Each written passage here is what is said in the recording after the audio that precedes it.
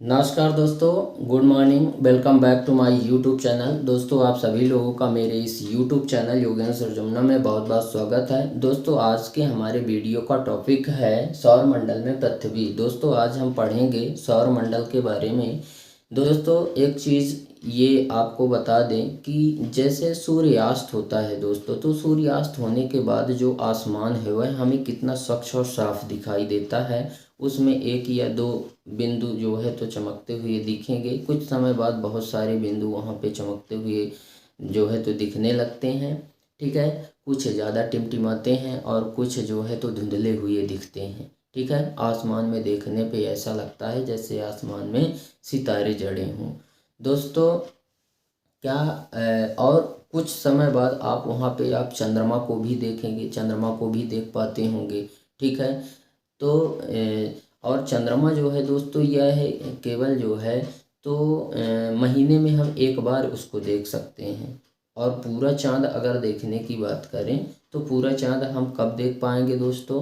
तो पूर्णिमा की रात को। ठीक है, पूर्णिमा की रात को हम पूरा चांद देख पाएंगे। और इस तरह से केवल एक मंथ में हम एक बार ही जो है तो चंद्रमा को देख पाते हैं। ठीक है दोस्तों, आसमान में आपको जो है तो बहुत सारे असंख्य तारे, चंद्रमा वगैरह सब कुछ देखने को मिलता है चमकते हुए।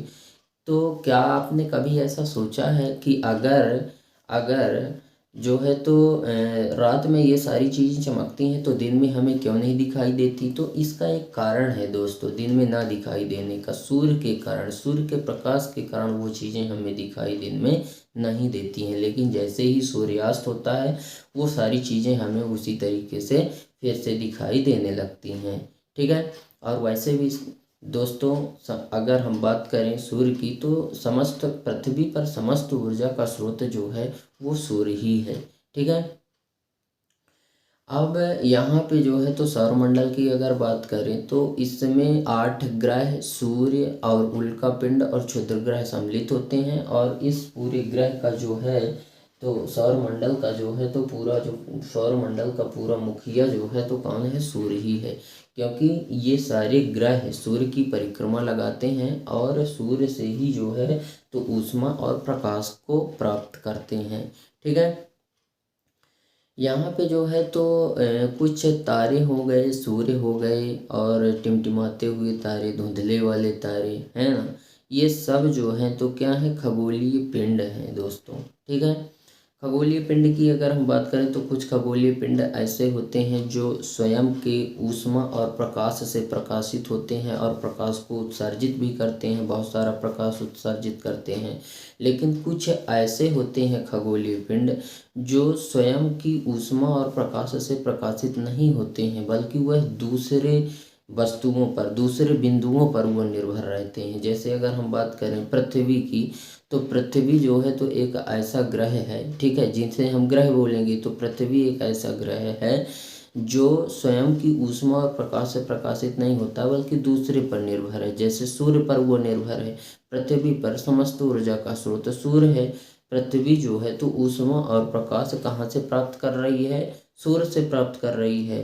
ठीक है, तो इस तरह से जो है तो यहाँ हम देख लेते हैं सौर मंडल में जो है तो पृथ्वी, यहाँ पे हम अगर ग्रहों की बारे में बात करें तो दोस्तों जो ग्रह हैं वो दो तरह से होते हैं। पहला है आंतरिक ग्रह, दूसरा है बाहरी ग्रह।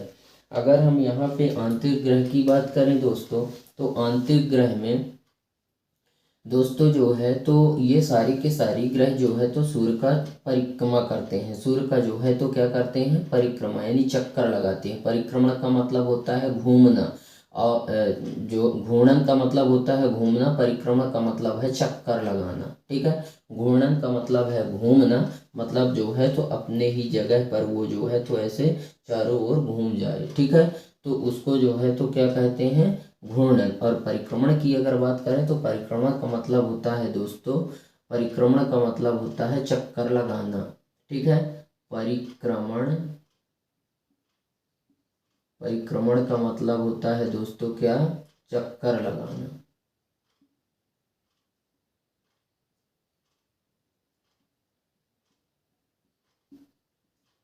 और वहीं पे अगर हम घूर्णन की बात करें दोस्तों, तो घूर्णन का मतलब होता है घूमना।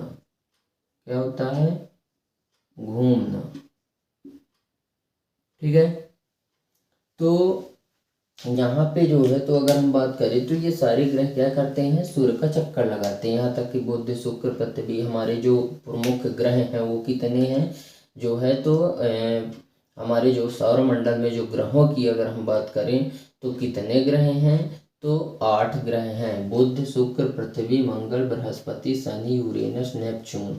ठीक है। इसको जो है तो यूरेनस को हम जो है तो अरुण और इसको वरुण भी बोल सकते हैं। ठीक है। यूरेनस को क्या बोलेंगे? इसको हम अरुण बोल देंगे, अरुण भी हम कह सकते हैं, और इसको वरुण कह सकते हैं। ठीक है। इसको अरुण कह सकते हैं, इसको वरुण कह सकते हैं। ठीक है। तो यहाँ पे अगर हम बात करें कि सूर्य के जो है तो सबसे नज़दीक ग्रह कौन सा है, तो सूर्य के सबसे नज़दीक ग्रह बुध है दोस्तों। ठीक है। यह है सूर्य की जो परिक्रमा लगाता है चारों तरफ, वो 88 दिन में जो है तो एक चक्कर पूरा कर लेता है। और अगर अपने अक्ष पर घूमने की बात करें तो यह अपने अक्ष पर जो है तो कितने दिन में घूम पाता है, तो यह अपने अक्ष में घूमने में 59 दिन का टाइम ले लेता है। ठीक है। और अगर हम शुक्र की बात करें, दूसरा सूर्य के जो है तो दूसरा सबसे नज़दीक ग्रह है शुक्र। पहला नज़दीक ग्रह हो गया बुध, दूसरा नज़दीक ग्रह है शुक्र।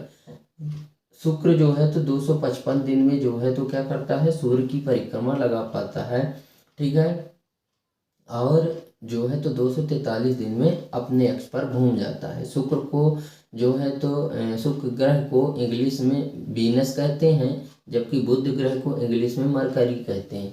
उसी प्रकार से अगर हम पृथ्वी देखें कि सूर्य का जो है तो तीसरा नज़दीकी ग्रह कौन है? पृथ्वी है। और पृथ्वी जो है तो सूर्य का जो चक्कर लगाती है वो 365 दिन में लगा पाती है एक चक्कर। ठीक है। 365 दिन में एक चक्कर लगा पाती है। ठीक है। और अपने अक्ष पर जो है तो एक दिन में क्या कर लेती है? घूम लेती है। ठीक है। मतलब जो है तो घूर्णन कर लेती है। पृथ्वी को जो है तो इंग्लिश में अर्थ कहते हैं दोस्तों। पृथ्वी जो है तो एक ऐसा ग्रह है जिसे नीला ग्रह भी कहा जाता है, क्योंकि पृथ्वी ही एक ऐसा ग्रह है जहाँ पर जीवन संभव है। मानव के जीवन जीने के लिए ना ज़्यादा यहाँ पे तापमान है, ना ज़्यादा यहाँ पे ठंडी है। ठीक है। यहाँ पे जो वातावरण है वह पूरा अनुकूल है, इसीलिए सबसे ज़्यादा जनसंख्या पृथ्वी पर निवास कर रही है और जीवन भी पृथ्वी पर ही निर्भर है। ठीक है। अगले ग्रह की अगर हम बात करें तो मंगल ग्रह है। ठीक है। यह मंगल ग्रह जो है यह भी जो है तो अंतिक ग्रह के अंतर्गत आता है। जो सूर्य का जो है तो चौथा नज़दीक ग्रह है मंगल। ठीक है। चौथा नज़दीक ग्रह कौन है? मंगल है। यह जो है तो सूर्य की जो परिक्रमा है, मतलब सूर्य का जो घूमने की जो समय है वो 687 दिन लगाता है। कितने लगाता है? 687 दिन में सूर्य का एक चक्कर लगा लेता है मंगल। ठीक है। मंगल को अंग्रेजी में मार्स कहते हैं। और अगर बात करें अपने अक्ष पर ये कितने टाइम लगता है इसको घूमने में, तो एक दिन का टाइम लग जाता है अपने अक्ष पर। दोस्तों ये क्षुद्र ग्रह हैं। क्षुद्र ग्रह बोले तो जो छोटे छोटे जो पिंड हैं आसमान में, जो छोटे छोटे तारे हैं, असंख्य तारे, उसी को जो है तो हम क्षुद्र ग्रह कहते हैं। ठीक है। और यहाँ पे अगर हम नेक्स्ट तारे की बात करें, नेक्स्ट ग्रह की बात करें जो बाहरी ग्रह के अंतर्गत आता है, बाहरी ग्रह के अंतर्गत कौन सा हो गया? बृहस्पति हो गया, शनि, यूरेनस, नेपच्यून, ये बाहरी ग्रह के अंतर्गत आते हैं। तो जो बाहरी ग्रह है दोस्तों, इसमें बृहस्पति ग्रह है पहला। तो ये बृहस्पति ग्रह भी जो है तो सूर्य का क्या करता है? चक्कर लगाता है। ठीक है। तो सूर्य का जो है तो सूर्य का एक चक्कर लगाने में कितना टाइम इसको लग जाता है? तो 11 साल 11 महीने का टाइम लग जाता है बृहस्पति को। बृहस्पति 11 साल 11 महीने में एक चक्कर सूर्य का लगा पाता है। ठीक है। बृहस्पति को ग्रह को जो है तो इंग्लिश में जुपिटर कहते हैं। और अगर बात करें कि यह अपने अक्ष पर कितना टाइम लेता है घूमने में, तो 9 घंटे 56 मिनट लेता है। ठीक है। अगला बाहरी ग्रह है शनि। ठीक है। जो सूर्य का जो है तो कौन सा ग्रह कहला जाएगा? सूर्य का जो है तो 1 2 3 4 5 6 यानी कि छठवां सूर्य का जो है तो छठवां ग्रह कौन सा है? छठवां नज़दीकी ग्रह है शनि। ठीक है, यह सूर्य की जो परिक्रमा है चारों तरफ, उसको एक चक्कर लगाने में 29 साल 5 महीने का समय लेता है। कितना लेता है? 29 साल 5 महीने का समय लेता है। और शनि ग्रह को इंग्लिश में जो है तो क्या कहते हैं? टर्न। और यह जो है तो अगर अपनी जगह पे घूमने की बात करें तो यह कितना घूम लेता है अपने अक्ष पर? कितना टाइम लेता है घूमने में? तो 10 घंटे 40 मिनट का समय लेता है अपने अक्ष पर घूमने में शनि। ठीक है, नेक्स्ट हमारा है यूरेनस। यह जो है तो सूर्य का परिक्रमा, वह भी एक ग्रह है, अरुण भी, उसको यूरेनस बोलो या अरुण बोलो। ठीक है, वारनस, यूरेनस, अरुण, ये तीनों एक ही चीज है। ठीक है, ये सब क्या करते हैं? सूर्य का चक्कर लगाते हैं। तो यूरेनस कितना टाइम ले लेता है एक चक्कर लगाने में सूर्य का? 84 साल। 84 साल में सूर्य का वह एक चक्कर लगा पाता है। कौन? यूरेनस। ठीक है, और अपने अक्ष पर जो है तो 17 घंटे 14 मिनट में घूम जाता है। अगला हमारा नेक्स्ट और लास्ट हमारा जो ग्रह है वो है नेपच्यून, जिसको हम वरुण भी बोलते हैं। ठीक है, तो यह जो है तो सूर्य की जो परिक्रमा है, एक परिक्रमा लगाने में 164 साल लेता है। कितना लेता है? 164 साल लेता है। और यह जो है तो अपने अक्ष पर अगर घूमने की बात करें कितना टाइम लेगा? 16 घंटे 7 मिनट का समय लेता है।